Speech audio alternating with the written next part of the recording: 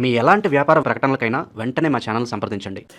Yeah కుక్షి వివరే కృత్వా స్వయం రక్షతి సర్వతః నమామి జననీం దేవీం పరాం ప్రకృతి రూపిణీం కృచ్ఛేన మహతా దేవ్యా ధారితోహం యథోదరే తత్ప్రసాదాత్ జగద్దృష్టం మాతర్నిత్యం నమోస్తుతే పృథివ్యా యాని తీర్థాని సాగరాదీని సర్వతః వసంతి యత్ర తాం నౌమి మాతరం భూతిహేతవే.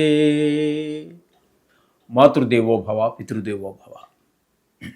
ఇప్పుడు మనము ఏప్రిల్ నెల 2026 సంవత్సరంలో ఈ ద్వాదశ రాశుల వారికి గోచార ఫలితాలు ఏ విధంగా ఉంటాయి అనేది మనం సశాస్త్రీయంగా తెలుసుకునేటటువంటి ప్రయత్నం చేద్దాం. వృశ్చిక రాశి వారికి ఏప్రిల్ నెల 2026 సంవత్సరంలో గోచార ఫలితాలు ఏ విధంగా ఉన్నాయో సశాస్త్రీయమైన పద్ధతులు తెలుసుకునే ప్రయత్నం చేద్దాము. ఇక్కడ వృశ్చిక రాశి వారికి చతుర్థ స్థానంలో రాహువు పూర్తి నెలంతా, బుధుడు 9 రోజులు, బుధుడు 9 రోజులు, అలాగే కుజుడు 2 రోజులు, 3 గ్రహాల యొక్క సంచారం జరుగుతోంది.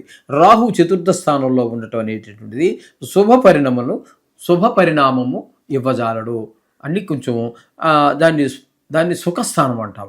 కాబట్టి ఇక్కడ విద్య విషయంలో, భూమి విషయంలో, గృహ విషయంలో, వాహనాల విషయంలో, మన స్వభావ విషయంలో అంతా చెడే చూపిస్తూ ఉంటుంది. అలాగే బుధుడు 9 రోజుల పాటు ఉన్నారు, ఆయన కొంచెం ఆ 9 రోజులు అనుకూలమైన ఫలితాలు ఇస్తాడు. కుజుడు 2 రోజుల పాటు మీకు చతుర్థ స్థానంలోనే ఉన్నారు, ఇక్కడ ఆ 2 రోజులు అనుకూలమైన ఫలితాలు అయితే ఇవ్వడు. కాబట్టి ముఖ్యంగా చెప్పవలసింది ఏంటంటే ఇక్కడ ఈ 7వ స్థానంలో శుక్రుడు వచ్చినప్పుడు భార్యాభర్తల మధ్యన కొంచెం విభేదాలు రావటము, అలాగే జాయింట్ వ్యాపారం చేసేవారి మధ్యన విభేదాలు రావడానికి కారకుడు అవుతూ ఉంటాడు శుక్రుడు. ఈ విధంగా శుక్రుడు యొక్క ఫలితాలు ఉంటాయి. అలాగే 6వ స్థానంలో రవి ఒక 16 రోజుల పాటు సంచారం చేస్తున్నారు. ఆ 16 రోజుల్లో రవి మాత్రం అంటే 15వ తారీఖు నుంచి నెలాఖరు వరకు అంటే సెకండ్ హాఫ్ అంతా కూడా రవి అనుకూలమైన ఫలితాలు ఇస్తారు. 6వ స్థానంలో ఉన్నారు కాబట్టి ఆరోగ్యం బాగుంటుంది, డబ్బులు ఎవరికైనా మనం ఇవ్వాల్సి ఉంటే ఇచ్చేయడం జరుగుతుంది, ఎవరైనా మనకు కావాలన్నా ప్రయత్నం చేస్తే దొరుకుతుంది. ఇక శుక్రుడు కూడా 6వ స్థానంలో 19వ తారీఖు వరకు ఉంటారు. 6వ స్థానం తదుపరి ఆయన 7వ స్థానంలోకి వెళ్తున్నారు. శుక్రగ్రహము 6వ స్థానంలోను 7వ స్థానంలోను గోచార రీత్యా అనుకూలమైన ఫలితములు ఇవ్వజాలడు. కాబట్టి ఆయన 6వ స్థానంలో ఉన్నప్పుడు కొంచెం రోగాలు అంటే జ్వరము లాంటివి రావడానికి, అలాగే అప్పులు కొంచెం చేయవలసిన పరిస్థితులు కల్పిస్తూ ఉంటాడు. ఒక 4 గ్రహాల యొక్క సంచారం జరుగుతోంది. ఒకటి శని, అలాగే రవి ఒక 14 రోజుల పాటు, తర్వాత కుజుడు ఇంచుమించుగా నెలంతా, బుధుడు నెలంతా ఉన్నారు.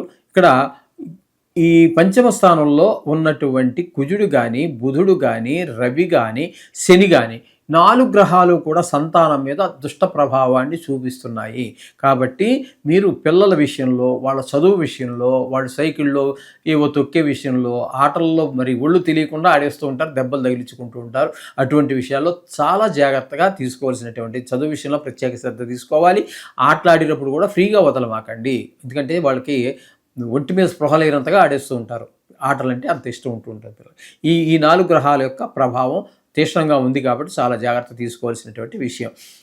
ఈ రియల్ ఎస్టేట్ చేసేటటువంటి వారికి, వాహనాలు కొత్తవి కావచ్చు, పాతవి కొని రిపేర్ చేసి మళ్ళీ అమ్మవచ్చు సెకండ్ హ్యాండ్, అటువంటి వారికి అనుకూలమైన కాలంగా కాదు.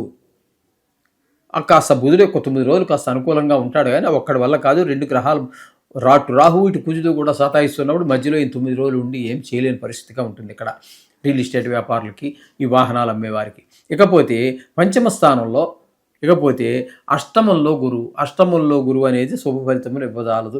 కాబట్టి ఎక్కడ కూడా పెద్ద దుఃఖము, లేకపోతే ధన నష్టము, పరాభవాలు, అవమానాలు, ఎవరో దూర బంధువులో, బాగా ఆప్తమిత్రుడు, లేకపోతే చుట్టాలో ఎవరో చనిపోయారు అనేటువంటి వార్తలు వినేటువంటి అవకాశం కూడా కొంతమందికి ఉంటుంది. ఈ విధంగా ఉంటుంది. ఇక దశమ స్థానంలో కేతు అన్నట్టయితే వృత్తిపరమైన మీరు వ్యాపారం చేయొచ్చు, లేకపోతే ఉద్యోగం చేయొచ్చు, ఏవో అనేక రకాల వృత్తులు ఉన్నాయి. ఇందులో ఏది చేసినప్పటికీ ఆ వృత్తిలో ఆటంకాలు కలిగించడానికి సమర్థుడవుతూ ఉంటాడు మనకు కేతువు. కాబట్టి వీరికి పూర్తి అనుకూలంగా ఉన్నది ఎవరంటే 6వ స్థానంలో ఉన్నటువంటి రవి ఒక 15 రోజుల పాటు అనుకూలంగా ఉన్నారు.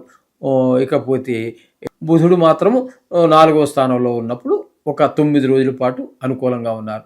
ఇంతకు మించి చాలా ప్రతికూల ఫలితాలు ఎక్కువగా ఉన్నాయి కాబట్టి కొంచెము ధనం ఖర్చు పెట్టే విషయంలో కానివ్వండి, ఈ పెద్ద పెద్ద మార్ట్‌లకు వెళ్ళకండి. కిరాణా సామాన్లు కొనాలన్నా, లేకపోతే ఏదైనా కొనాలన్నా, ఎందుకంటే అక్కడికి ఒక వస్తువు కొందామని వెళ్తాము.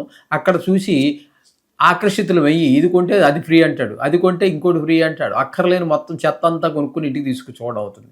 అవసరం లేదు. ఉంటాయి ఒకప్పుడు ఉపయోగపడతాయి, ఇప్పుడు అవసరం లేదు.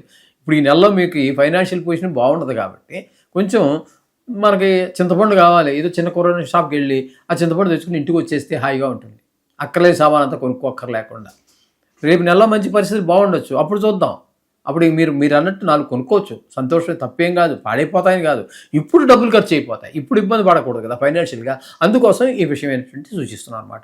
ఈ విధంగా ఉంటుంది. అంచేత చాలా ఎక్కువ గ్రహాలు ప్రతికూలంగా ఉంది కాబట్టి వీరు వీలైనంత ఎక్కువగా అంటే రోజు మామూలుగా ఈ శ్లోకాలు చదువుకుంటున్నారు కదా నవగ్రహాలది, దాంతోపాటుగా వీలుంటే కాస్త అది పగలు కావచ్చు, సాయంత్రం కావచ్చు, గుడి తెరిచిన టైంలో వెళ్ళి కాస్త నవగ్రహాలు ప్రదర్శన చేసుకుని గుళ్ళో ఉన్నటువంటి ప్రధాన దేవుడు ఎవరైతే ఉన్నారో వారి దర్శనం చేసుకుంటే కొంతవరకు మనకి ఉపశమనం కలుగుతుంది. ఈ విధంగా పాటించండి. శుభం భూయాత్.